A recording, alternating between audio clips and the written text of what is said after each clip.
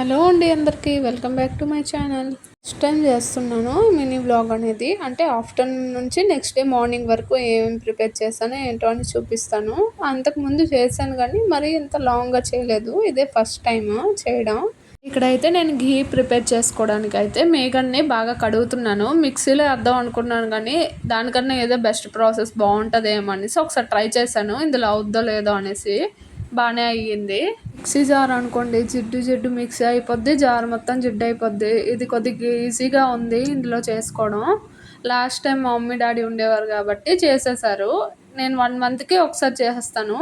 2 months 3 months ఉంచుకుంటే ఏం కాదు కానీ 1 మంత్కే ఫంగస్లా వచ్చేస్తుంది. అంటే ఎల్లోయిష్ లాగా అయిపోతుంది. ఇంకా 2 మంత్స్ 3 మంత్స్ ఉంచితే పోద్దేమో అనేసి ఇలా చేసుకుంటున్నాను. చాలా పెద్ద ప్రాసెస్ అబ్బాయి ఘీ ప్రిపేర్ చేయాలంటే. ఫస్ట్ టైం చేశాను ఎలాగోలాగా. సెకండ్ టైంకి మా మమ్మీ వాళ్ళు ఉన్నారు, చేసేసారు. ఇది థర్డ్ టైం నేను చేస్తున్నాను. గిన్నెలు అయితే ఎన్ని వచ్చాయో అసలు.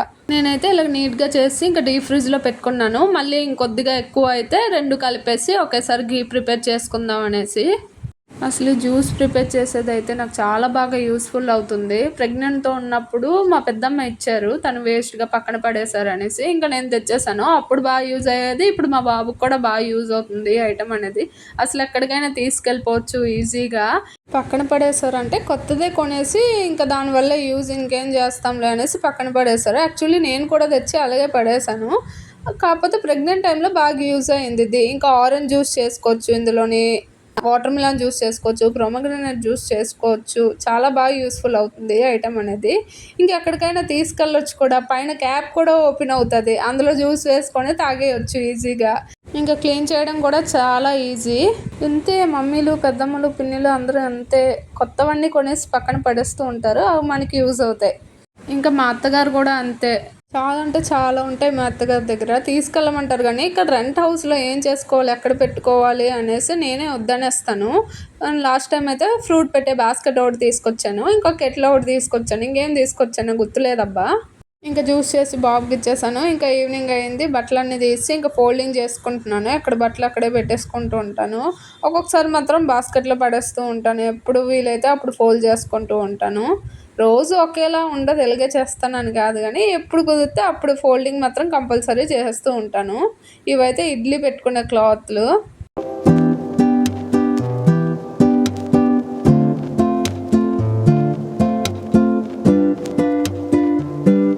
వాష్ చేయడం, ఆరేయడం అదొక పని అయితే, ఇంకా బట్టలు తెచ్చి ఫోల్డ్ చేయడం అదొక పని. బట్టలు అయితే అక్కడ పెట్టేశాను, ఆ పని అయిపోయింది. ఇంకా గిన్నెలన్నీ ఉన్నాయి, స్టాండ్లో పెట్టాలి. వంట చేయడం, తినడం, గిన్నెలు తోమడం ఒక పని అయితే, ఇంకా గిన్నెలు తోమేసి అక్కడ గిన్నెలు అక్కడ స్టాండ్లో పెట్టడం అదొక పని. నేనైతే పెద్దగా ఎక్కువ గిన్నెలు ఉంచుకోను. నాకు కావాల్సినవే స్టాండ్లో పెట్టుకుంటాను. ఎక్కువ తీసేసి ఇంకా స్టాండ్ ఫుల్ చేసేయడం నాకు నచ్చదు. ఎన్ని కావాలో అన్నీ ఉంచుకుంటాను. మిగతావన్నీ ప్యాక్ చేసి పైన పెట్టేశాను. ఇంకా గిన్నెలన్నీ స్టాండ్లో పెట్టేసి టేబుల్ అయితే నీట్గా తుడిచేసుకున్నాను, లేకపోతే వైట్ కలర్ మచ్చలుగా అయిపోతుంది. ఇంకా మా హస్బెండ్ అప్పుడే డ్యూటీ నుండి వచ్చారు. నేను చేసిన మ్యాంగో జ్యూస్ ఇచ్చాను. నైట్ డిన్నర్ కోసం ఇంకా వంట స్టార్ట్ చేశాను. ఎన్వి తీసుకొని వచ్చారు, ప్రాన్స్ తీసుకొని వచ్చారు, కర్రీ చేద్దాం అనేసి ఇంకా ఆనియన్స్ కట్ చేసుకుంటున్నాను. ఫస్ట్ అయితే బాబు కోసం, మా కోసం రైస్ పెట్టేశాను.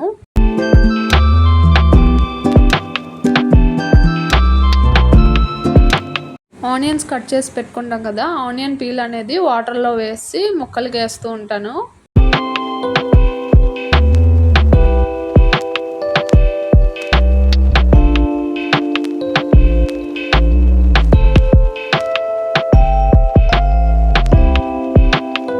కట్ చేసుకోవడానికి వుడెన్ చాపింగ్ బోర్డ్ ఉంటుంది కానీ నాకు ఎందుకో దీని మీద కన్వీనియంట్గా ఉంటుంది. ఇంకా అక్కడ క్లీన్ చేసుకొని నీట్గా కట్ చేసేసుకుంటాను. ఆనియన్స్, టమాటో కట్ చేసి పెట్టేసుకున్నాను. ఇంకా ప్రాన్స్ ఒకటే కడిగేసుకుంటే అయిపోయినట్టే. ఇంకా కర్రీ స్టార్ట్ చేసేస్తాను.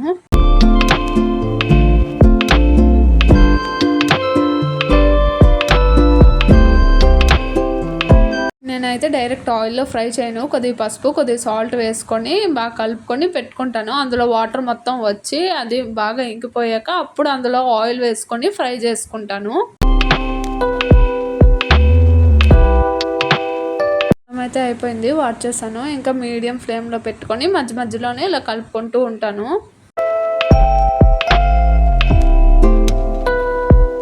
ప్రాన్స్ అయ్యేలోపు ఇటువైపు గ్రేవీ కూడా ప్రిపేర్ చేసేస్తున్నాను. ప్రాన్స్లోని వాటర్ మొత్తం ఎండిపోయాక అందులో కొద్దిగా ఆయిల్ వేసి బాగా ఫ్రై చేసి ఈ గ్రేవీ చేసుకుంటాం కదా, ఈ గ్రేవీలో తెచ్చి వేసుకుంటాను. నేనైతే ఇలాగే చేసుకుంటాను. ఒక్కొక్కరిది ఒక్కొక్క స్టైల్ డిఫరెంట్గా చేసుకుంటారు కదా.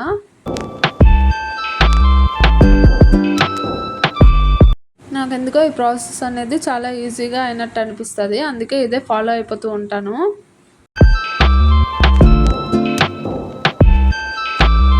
ఇంకా జింజర్ గార్లిక్ పేస్ట్ కూడా నేను ప్రిపేర్ చేసి పెట్టేసుకుంటూ ఉంటాను. ఒక 2 మంత్స్కి 3 మంత్స్కి అలాగ వస్తుంది నాకు. ఎక్కువ రోజులు ఉండాలంటే కొద్దిగా సాల్ట్ కొద్దిగా పసుపు వేసుకొని పెట్టుకుంటే ఎక్కువ రోజులు ఉంటుంది. నేను ఆల్రెడీ ఓల్డ్ వీడియోస్లో చెప్పాను, కొత్తగా చూస్తున్న వాళ్ళకైతే యూస్ఫుల్ అవుద్ది టిప్ అనేది.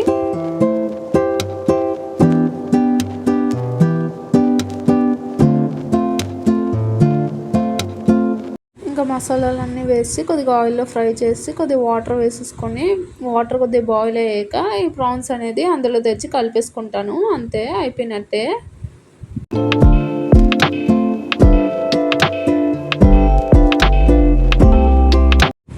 టేస్టీ యమ్మీ ప్రాన్స్ కర్రీ అనేది రెడీ అయిపోయింది. ఇదైతే నెక్స్ట్ డే మార్నింగ్ తీసిన వీడియో. ఇంకా మొత్తం అన్ని క్లీన్ చేసుకొని మార్నింగ్ మా హస్బెండ్ అయితే పూజ చేస్తారు. నేనైతే టిఫిన్కి ప్రిపేర్ చేస్తున్నాను, ఇడ్లీ చేసుకుంటున్నాను. ఇడ్లీ బ్యాటర్ అయినా దోశ బ్యాటర్ అయినా కావాల్సినంతే తీసుకొని అందులో సాల్ట్ వేసుకొని యూస్ చేసుకుంటే బాగుంటుంది. మొత్తం అన్నిట్లోనే సాల్ట్ వేసేస్తే పుల్లగా అయిపోద్ది, టేస్ట్ ఉండదు. నేనైతే అలాగే చేసుకుంటాను. నేనైతే కుడుము చేసుకుంటున్నాను ఇక్కడ.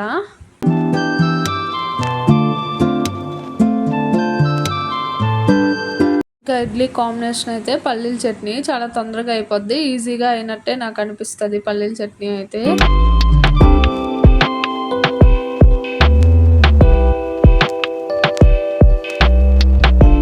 ఇడ్లీ అయితే అయిపోయింది.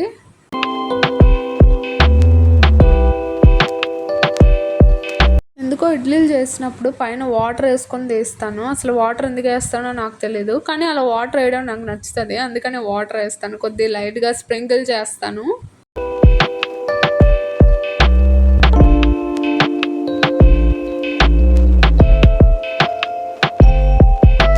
ఇంకా కుడుము ఇడ్లీ అయితే అయిపోయినట్టే. దీన్ని కుడుము ఇడ్లీ అంటారో ఆవిరి ఇడ్లీ అంటారో ఏమంటారో నాకైతే తెలీదు.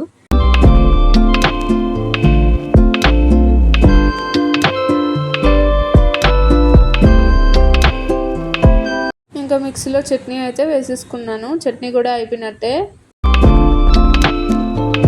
పల్లీల చట్నీ హోటల్లో తిన్నట్టు టేస్ట్గా రావాలంటే ఎక్కువగా ఫ్రై చేసుకోవద్దు, ఎక్కువగా ఆయిల్ కూడా వేయొద్దు. జస్ట్ కొద్దిగా ఆయిల్ వేసుకొని ఫ్రై చేసుకోండి లైట్గా. టేస్ట్ అయితే హోటల్లో తిన్నట్టే వస్తుంది, సేమ్ టేస్ట్. ఈసారి అలా ట్రై చేయండి ఒకవేళ ట్రై చేయకపోతే. ఇంకా టిఫిన్ అయితే అయిపోయింది, పాలు వేడి చేసుకోవడానికి పెట్టేశాను. ఇంకా వెజిటేబుల్స్ ఏం లేకపోతే బ్లింకిట్లో ఆర్డర్ పెట్టేశారు మా హస్బెండ్. అవి తీసుకోవడానికే వెళ్ళాను, అవే చూపిస్తున్నాను. ఏమేమి తెచ్చారో చూస్తున్నాను నేను కూడా.